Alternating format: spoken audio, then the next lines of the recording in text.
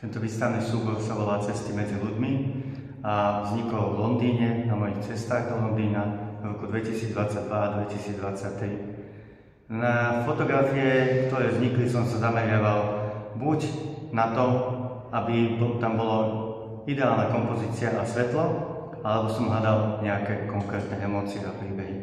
Pre mňa mesto je ako pre niekoho les, kde hľadá nejaké svoje konkrétne nejaké príhody zvierat a hmyz a tak ďalej, a ja zase hľadám tie príbehy a životné príbehy ľudí v meste. Toľko asi k tomu. Ideálne je, ak sa prídete na tie fotografie pozrieť.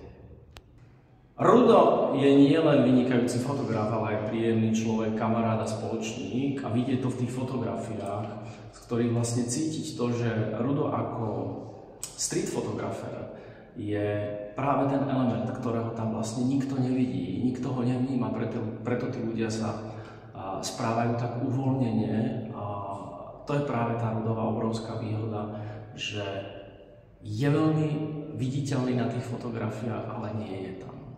A to je presne to, čo v tom Londýne vidíme, respektíve čo vidíme všade na tých fotografiách, že je tam život, ktorý nám ten fotograf sprostredkuje, jeho pohľad, ale ten život on neovplyvňuje. Ovplyvňuje v podstate iba to, ako my vidíme na konci tú fotografiu, respektíve ten pocit z toho, aký máme. Takže Rudo je vlastne vždy taký tichý pozorovateľ toho, čo vlastne vnímame my potom na jeho fotkách aj na jeho obrazoch.